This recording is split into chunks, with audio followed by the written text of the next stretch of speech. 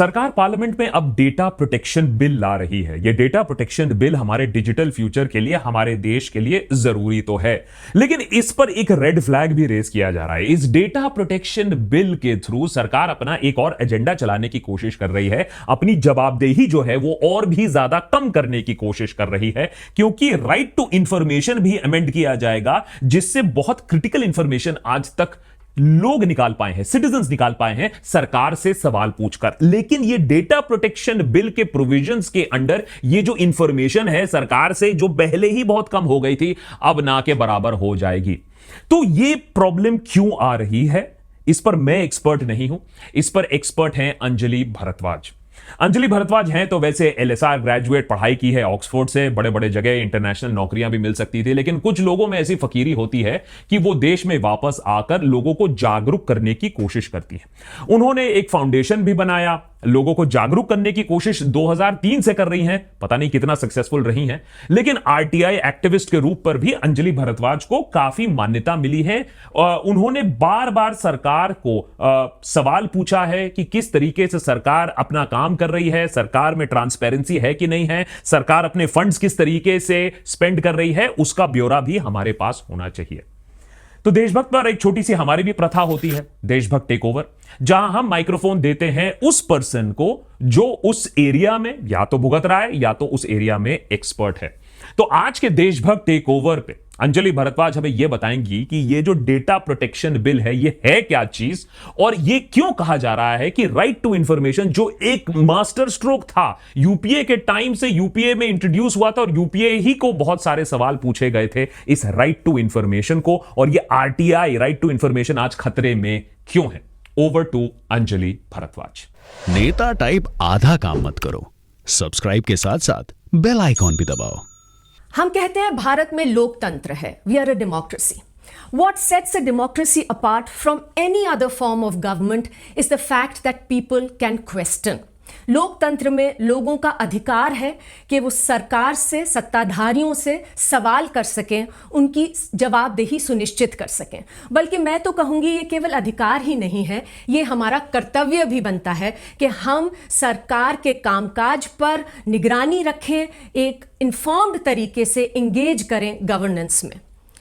In India right to information act जो कि 2005 में आया, सूचना का अधिकार कानून, ये लोगों ने बहुत ज़बरदस्त तरीके से इस्तेमाल किया है अपनी सरकारों से जानकारी लेकर सुनिश्चित करने के लिए कि सरकारें सही से काम करें, जवाबदेह बने।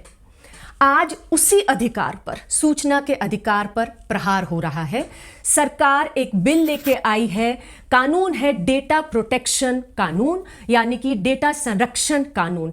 इसका एक मसौदा सरकार ने नवंबर 2022 में मुहैया कराया, जिसमें स्पष्ट रूप से लिखा है कि वो सूचना के अधिकार कानून को अमेंड कर देंगे, सूचना के अधिकार कानून को कमजोर बना दिया जाएगा। ये कैसे होगा? सूचना का अधिकार कानून में धारा 81J है, जिसे कि सरकार छेड़छाड़ कर रही है, और इसके तहत वो ये सुनिश्चित करेगी कि सरकारी जो भी हमारे पास सूचनाएं आज आती हैं, जो कि निजी सूचनाएं हैं, पर्सनल इंफॉर्मेशन है, वो अब हम सरकार से ना ले पाएं। इसमें सूचना के अधिकार कानून को अमेंड किया जा रहा है, राइट टू इंफॉर्मेशन लॉ को कमजोर बनाया जा रहा है। कैसे? धारा 81J जो आरटीआई लॉ की है, उसे संशोधित करके सरकार अब कह रही है कि हम लोग सूचना के अधिकार कानून के तहत कोई भी निजी सूचना नहीं ले सकते।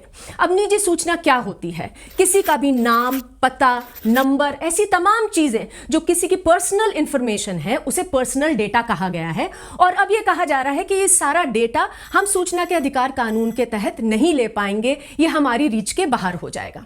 तो अब आप सोचिए कि इतने पब्लिक सेक्टर बैंक्स हैं हमारे देश में जो बड़े बड़े पूंजीपतियों को अरबों रुपए के लोन देते हैं, और इतने सारे लोग हैं, ऐसे पूंजीपति हैं, कंपनियां हैं जो कि ये लोन लेकर फरार हो जाते हैं, और बैंक्स कहते हैं कि हम ये बैड लोन्स को माफ कर रहे हैं। आप ये समझिए कि एक छोटा सा किसान कहीं पर कुछ हजार रुपए का अगर लोन लेते हैं तो क्या वो फरार हो सकते हैं? हम कुछ लाख रुपए का लोन ले तो क्या पब्लिक सेक्टर बैंक हमारा लोन माफ कर देगी? तो क्या हमें जानने का हक नहीं है कि ये जो पैसे लेकर जा रहे हैं, भाग रहे हैं, जिनके लोन माफ हो रहे हैं, ये कौन लोग हैं, इनका क्या नाम है? पिछले ही साल 2022-23 में इन 2022-23 alone the government wrote off bad loans worth 2 lakh crore rupees. 2 lakh crore रुपए का लोन केवल पिछले साल बैंकों ने माफ कर दिया। तो हमें क्या इस तरीके की सूचनाएं नहीं चाहिए देश के अंदर लोकतंत्र में? उसी तरह से अगर आप देखें, जो हमारी पॉलिटिकल पार्टीज हैं तमाम, इन सब को बहुत सारा फंड मिलता है, इलेक्शंस के समय पे ये फंड्स लेते हैं। अब ये तो जाहिर है कि जो किसी पार्टी को फंड देंगे, पैसे देंगे, पार्टी उन्हीं के लिए काम करेगी। तो क्या चुनाव के समय हमें ये जानने का अधिकार नहीं है कि हमारे सामने जो तमाम पार्टियां खड़ी हैं उन्हें किसने पैसे दिए? क्योंकि मैं अगर जाकर वोट करूंगी, वो वोट इन्फॉर्म्ड तभी होगी जब मुझे मालूम होगा कि किस पार्टी को किसने पैसे दिए, पार्टी किसके लिए चुनाव के बाद काम करेगी, पॉलिसीज किसके लिए बनाएगी, किसके हित में काम करेगी। अब आप देखिए कि चुनाव सही से हो, उसके लिए ज्यादातर देशों में जो लोकतंत्र है उसमें वोटर लिस्ट्स को मुहैया कराया जाता है, पब्लिक बनाया जाता है। वोटर लिस्ट में क्या सूचना होती है? वोटर लिस्ट में नाम होता है, वोटर का पता होता है, फोटोग्राफ होती है, ये सब निजी सूचना है। पर अगर ये वोटर लिस्टें पब्लिक नहीं होंगी, सार्वजनिक नहीं होंगी, तो कैसे पता चलेगा कि किसी पार्टी ने गलत तरीके से, जिसने सरकार बना रखी है, वो कहीं गलत तरीके से डिलीशंस तो नहीं कर रही वोटर्स के, क्योंकि उन्हें लगता है कि वो कम्युनिटी उन्हें वोट नहीं करेगी इसलिए उनके नाम काट दिए जाए, या फिर कुछ गलत लोगों के जो वहां रहते नहीं उनके नाम तो ऐड नहीं कर रहे।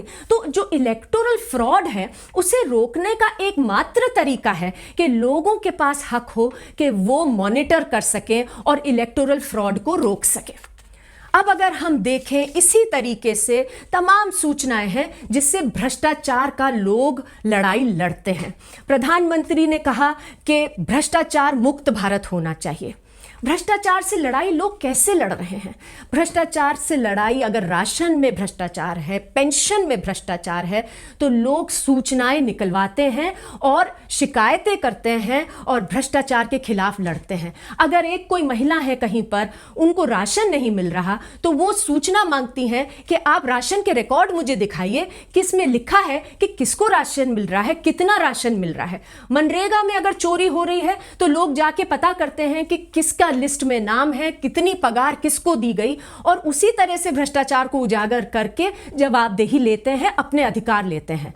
तो क्या अगर इस तरीके की तमाम सूचनाएं लोगों को मिलना बंद हो जाएगा तो भ्रष्टाचार कहीं सेंटर में दिल्ली में बैठे हुए कुछ चंद अधिकारी तो रोक नहीं सकते? सूचना का अधिकार एक ऐसा कानून है जिसने विकेंद्रित रूप से लोगों को सशक्त किया है भ्रष्टाचार से लड़ने के लिए। तो अब अगर ये डेटा प्रोटेक्शन बिल, जो कि डेटा प्रोटेक्शन कानून सरकार ला रही है पार्लियामेंट के थ्रू, अगर ये राइट टू इंफॉर्मेशन कानून को संशोधित कर देता है तो हमारे ये तमाम सूचनाएं हमारी रीच के बाहर हो जाएंगी। इस पे एक बड़ा प्रश्न चिन्ह लग जाएगा कि क्या हम ये सूचनाएं ले सकते हैं या नहीं। अब एक और तरीका जिससे हम सूचना लोकतंत्र में ले सकते हैं, बहुत सारी संस्थाएं हैं जो कि सर्वेस करती हैं, वो लोगों से जाकर बातचीत करती हैं, वो उनके नाम, पता, उनकी क्या तकलीफ है ये लिखती हैं। ऐसे तमाम संगठन हैं जो कि गाँव में, बस्तियों में काम करते हैं, लिस्टें बनाते हैं, किसके पास जॉब कार्ड नहीं है, कौन राशन से वंचित है, ये सारी लिस्टें बनाई जाती हैं।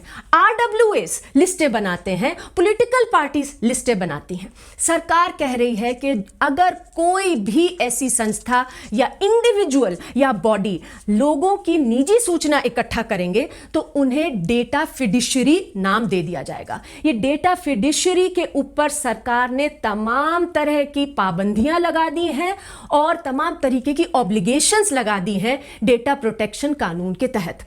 अब अगर कोई भी सूचना इकट्ठी करना चाहते हैं, रखना चाहते हैं, उसे प्रोसेस करना चाहते हैं, इस्तेमाल करना चाहते हैं, तो उन्हें एक रिटन नोटिस देना पड़ेगा जिसकी सूचना वो ले रहे हैं, और रिटन कंसेंट लेना पड़ेगा कि मैं आपकी सूचना इस काम के लिए ले लूं, कुछ समय के लिए ले लूं या नहीं। और अगर वायलेशन होगा तो उनके ऊपर शिकायत हो सकती है। अब आप ये देखिए कि इसमें क्या खतरनाक चीज है।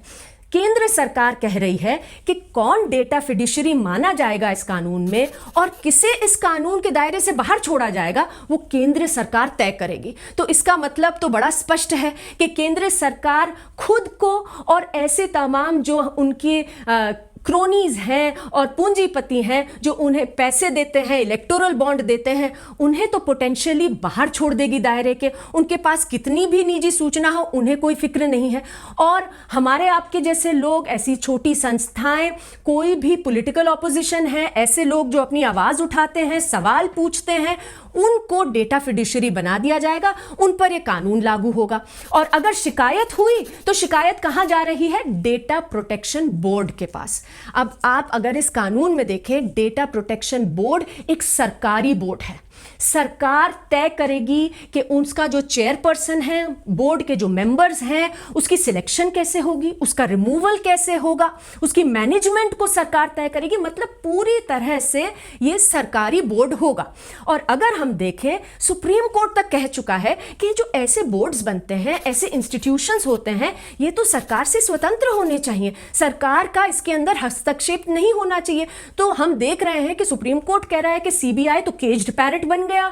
ईडी जैसी संस्थाओं के ऊपर आज सवाल है कि भाई जहां सरकार कहेगी वहां पे आप जाके छापा मारेंगे, आप वहां पर जाकर लोगों को कवर करेंगे और उनके ऊपर उन्हें प्रताड़ित किया जाएगा, और जिसे आप चाहेंगे वहां बंद कर देंगे केसेस को।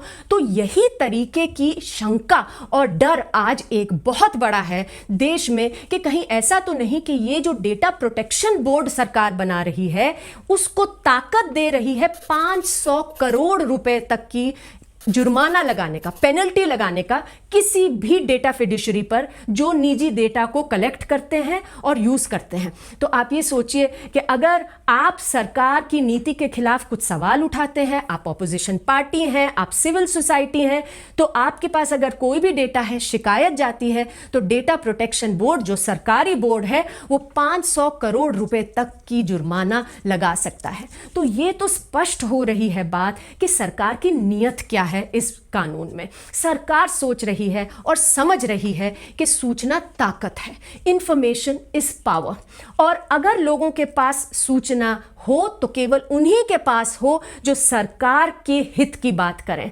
अगर कोई सरकार के जो इनकन्वीनियंट फैक्ट्स हैं वो निकाल रहे हैं तो उनके ऊपर इस कानून के दायरे में उनको लाकर उनके ऊपर एक्शन लिया जा सकता है, उनकी आवाज को दबाया जा सकता है।